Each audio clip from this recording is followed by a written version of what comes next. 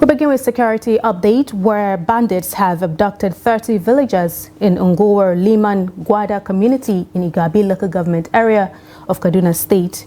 Residents said the victims, including housewives and kids below the age of 2, were taken to an unknown destination. The incident occurred on Sunday night around 11 p.m. when the bandits, shooting sporadically, stormed the community. A resident and community leader, Jafar Anaba, informed Daily Trust on Monday night that his biological brother and other relatives were among those abducted. He said the abductors have not contacted the families of the victims. Anaba said residents made efforts to call for help on the night of the attack and the following morning, but there was no telecommunication service at that time. The police and the state are yet to confirm the incident.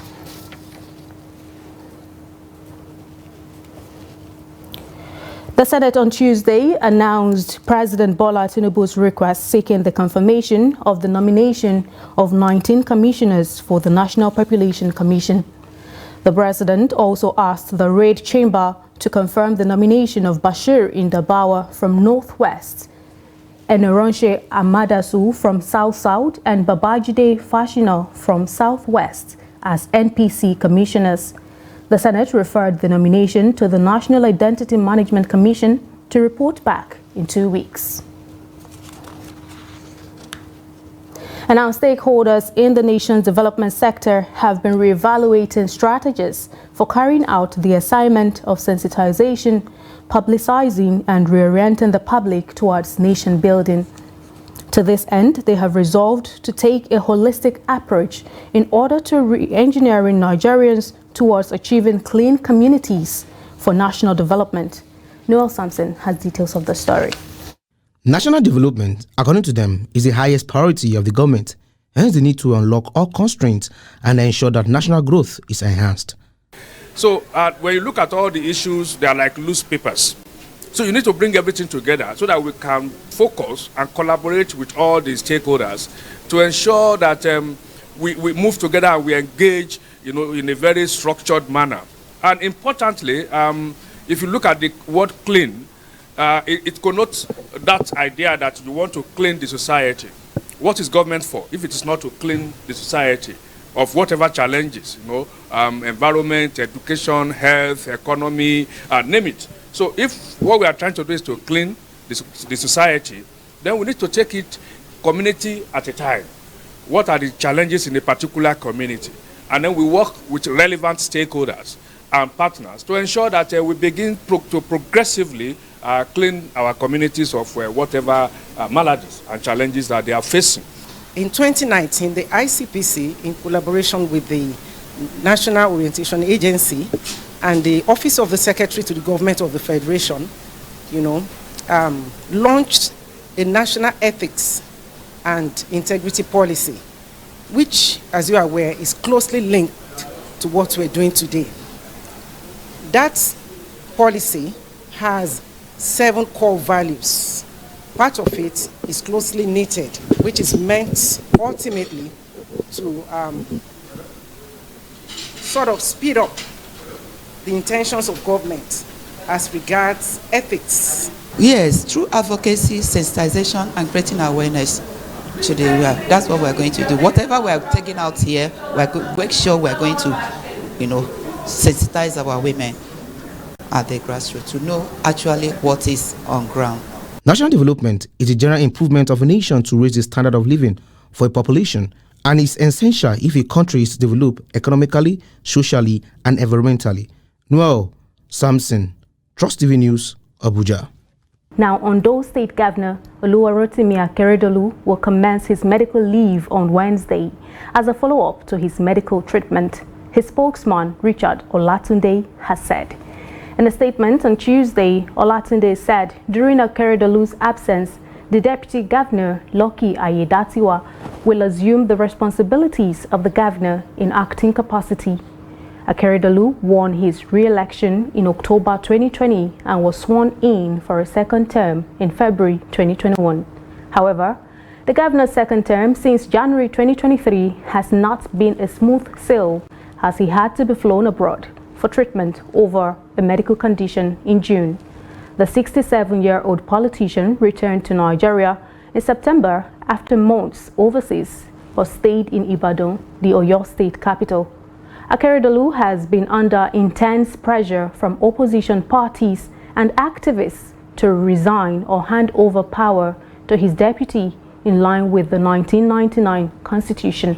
In his statement, Olatunde said the governor will prioritize his health and ensure a full recovery before resuming his official duties. According to the statement, a formal letter regarding the medical leave and a notice formally transferring power in line with the Nigerian constitution will be transmitted to the House of Assembly. 10 months after the presidential elections and 1 month after the off-cycle elections in Imo, Kogi, and Bayelsa, the Independent National Electoral Commission has sworn in 9 newly appointed resident electoral commissioners. The commission chairman, Mahmoud Yakubu, during the swearing-in ceremony, charged the new recs to discharge their duties without fear or favor. Noel Sampson was at the event and has more.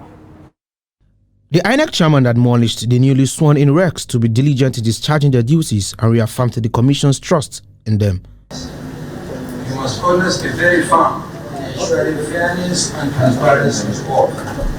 Let me make it clear to you from the outset that you must at all times be guided by the electoral legal framework, the code of conduct for resident electoral commissioners, and your good conscience. You must also work closely with your field officers in the state, listening to their wise counsel, but always providing supervision. It is my pleasure to announce the deployment of the new resident electoral commissioners as follows. Abubakar Dambo, Searching Power, Kebbi State. Abubakar Maji Ahmed, Borno State.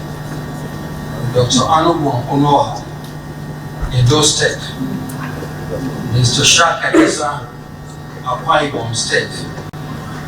Malam Aminu Idris, Kaduna State. Mohammed Sadiq Abubakar, Kwara State. Mrs. Oluwatoyin Babalola, Ondo State.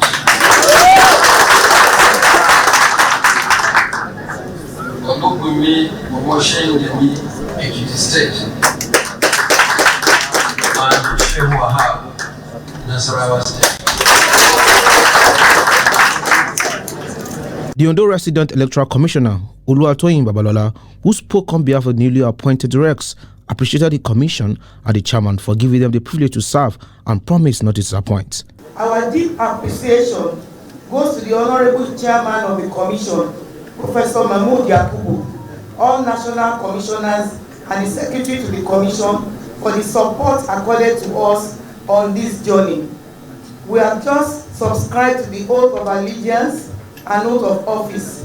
Sir, we pledge to be loyal to this oath and commit ourselves to high ethical and professional standards. It is the expectation of the commission that the new recs will contribute to the advancement of the electoral process in the country.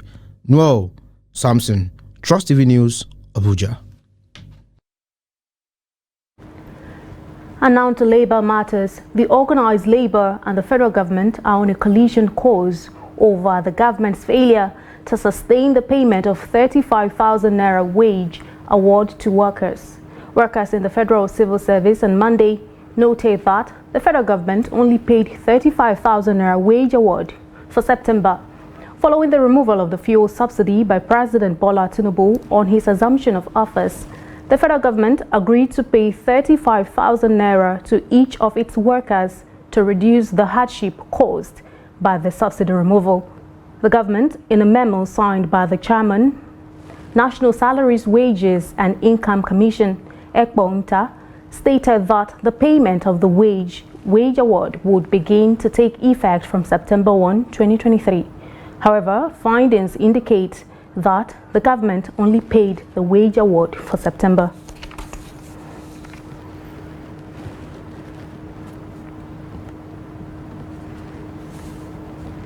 Now to security matters. The Nigerian Navy says its operatives have arrested 3 suspects, including an imposter who impersonated a naval officer for allegedly issuing forged documents to facilitate illegal oil bunkering activities in Rivers State. The commander, NNS Pathfinder Commodore Desmond Igbo, disclosed this while parading the suspects before newsmen in Port Harcourt on Monday. Commodore Igbo said the suspects were facilitating fake oil approval for a vessel, MV Mother Gabrini, when they were intercepted on November 8, 2023 by the Nigerian Navy Forward Operating Base in Bonny Island. According to Igbo, the crew presented a fake NNS Pathfinder oil approval, and upon discovery, the base sprang into action to apprehend the persons involved in the illicit act. He disclosed that the suspects were trailed and arrested in different locations after a 1-week sustained intelligence-led operation. He said amongst the arrested suspects was an imposter who impersonated naval personnel to conduct illegal escort and security in events within Rivers State, saying 2 camouflage uniforms and other military gear were recovered from his house.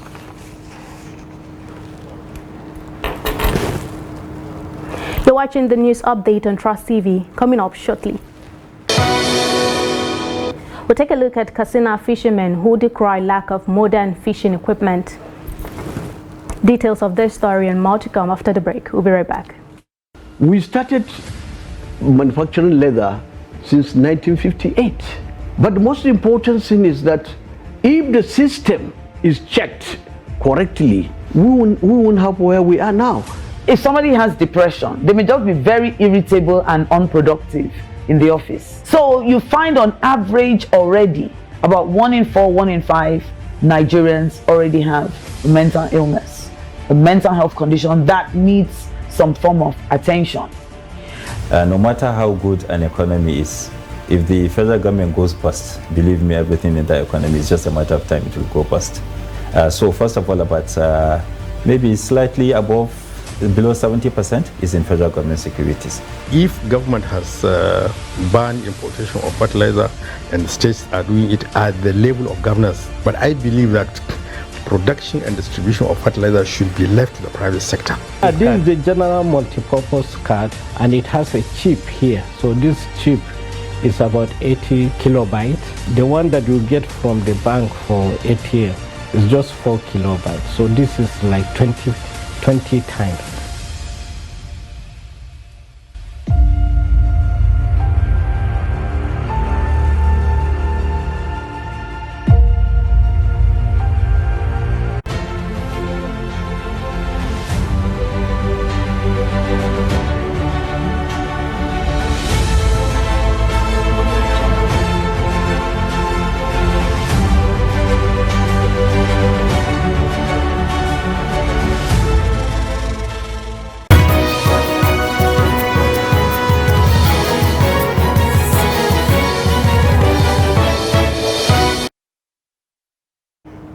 Welcome back and thank you so much for staying. If you're just joining us, this is the news update on Trust Television. Now let's take a look at a recap of some of our top stories. We told you that bandits kidnapped 30 villagers in Kaduna community. Plus, Akeredolu begins medical leave after weeks of political tension as Ayedatiwa takes over in acting capacity. Moving on to more stories, parents and residents of Osogbo were thrown into panic as 18 pupils from St. James Primary School B, Owokwe, were hospitalized due to food poisoning linked to the government's free school feeding program. Reports say pupils of the school developed complications after eating rice and egg prepared for them by food vendors of the Zero Meal program on Monday, December 11. A parent of 3 pupils of the school named Iyataye disclosed that her children returned home week after vomiting and frequent stooling. She confirmed that her children started experiencing discomfort after eating the food in school. A source from the school confirmed that over 50 pupils were affected by the food poisoning. He said 18 of the pupils were hospitalized, adding that government has intervened in the matter. Meanwhile, Oyo State Government, through the Commissioner for Information and Public Enlightenment, Kolapo Alimi, has ordered a full investigation into the reported cases of food poisoning.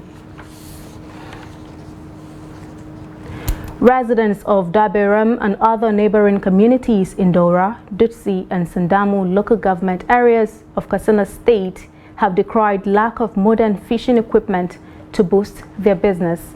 Fishing is a major occupation of over 3,000 residents of Dannakola community because of the abundance of water at Daberam Dam in Dora local government area of Katsina State. Abdullahi Yamadi examines the economic potentials of fishing in the area and how it can be harnessed to provide food and job opportunities for the people of the state. Let's take a look at his report. Fishing is the second largest business for communities living around Daberam and Sabke dams beside irrigation farming, which provides jobs to hundreds of residents all year round. Fishermen, traders and other workers within the value chain are making millions of naira on daily basis, even without modern equipment. Fishing means everything to hundreds of people in this area. It is the means of livelihood to us, but our only problem is lack of capital and modern fishing equipment to operate fully.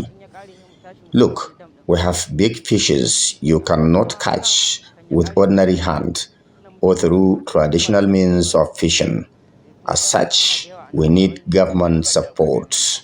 Back at Dannakola, a roadside fish market on Daura Katsina Road, few meters away from Daberam Dam, fish business is thriving on daily basis, but not without some challenges. Though the market may look small, but hundreds of people bring and sell fish here, transporting some to other cities such as Kano, Kaduna, Sokoto, and even Niger Republic before the recent border closure.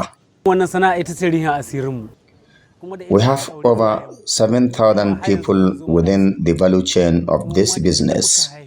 Even here, you can testify to what I'm saying.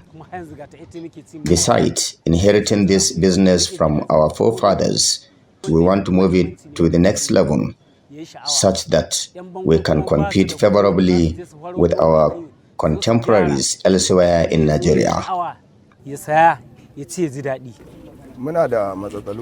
This is the largest fish market in Katsina State, and the source is Daberam and Sabke dams in Daura and Meadwa local government areas. We thank God for his gift of water to us. Let Umar Musa Radua constructed this fish market when he was the governor of Katsina State. But since then, nothing was done to us. While stakeholders are calling on governments to provide empowerment for the business to thrive, other public commentators are appealing to the fish sellers to improve the sanitary condition of the market. Abdullahi Izuma Yamadi, Trust Television News, Katsina. On the foreign scene, Ukrainian President Volodymyr Zelensky will on Tuesday plead with United States lawmakers to keep military support flowing as he battles Russia in visits to the White House and Capitol Hill. Heading into winter with tens of thousands of Ukrainians dead, a yawning budget deficit and Russian advances in the east, Zelensky is scheduled to press United States lawmakers to replenish nearly depleted funding before meeting with President Joe Biden. Newly declassified U.S. intelligence shows that Russia seems to believe that a military deadlock through the winter will drain Western support for Ukraine and ultimately give Russia the advantage despite Russian losses, said Adrienne Watson, spokesperson for the White House National Security Council.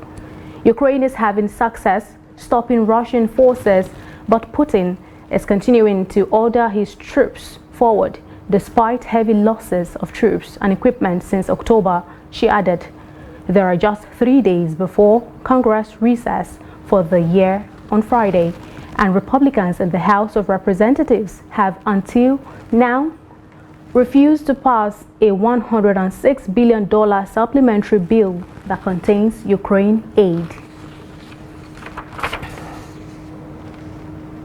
In sports, Randy Waldrum, who led Nigeria's Super Falcons at the 2023 FIFA Women's World Cup, has expressed joy over the achievements of the team at the 2023 CAF Awards. At the event held in Marrakech, Morocco, the Super Falcons scooped major awards as a team and individuals. The team was named CAF's National Team of the Year, with Azizat Oshoala scooping the Player of the Year award, while Nadozie Chiamaka carted away the Goalkeeper of the Year award. Chiamaka Nadozie was voted the African Women's Goalkeeper of the Year to become the first to win the African goalkeeping accolade, while Abiodun Deborah was a finalist for the Young Player of the Year. Asisat Oshoala became a record 6 times winner of the African Women's Player of the Year, while the Super Falcons, who finished the group stage unbeaten and exited the global showpiece via penalty shootouts against eventual finalist England, won the African Women's National Team of the Year.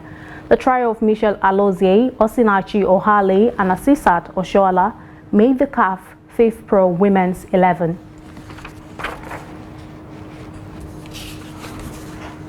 And to a sad development, tributes were on Tuesday paid to award-winning South African singer Zahara, whose debut album made her an overnight pop sensation after her death at the age of 36. South Africa's arts minister and Zahara's record company announced her death late Monday in a Johannesburg hospital where she was first admitted last month.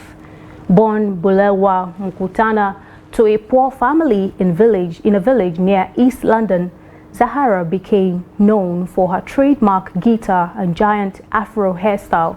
She burst into the music scene in 2011 with her debut album, Loliwe, selling out in 72 hours.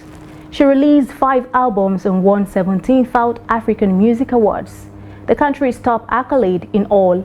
No cause of death has been announced, but Zahara was admitted to hospital last month following complaints about physical pains, according to a family statement at the time. In 2019, her manager revealed she was battling liver disease. And with that, we've come to the end of the news update at this hour. Do not forget to follow us across all of our social media platforms and also join our YouTube live stream for more programs, documentary, and news. I'm Aisha Salihu. Thanks for your time.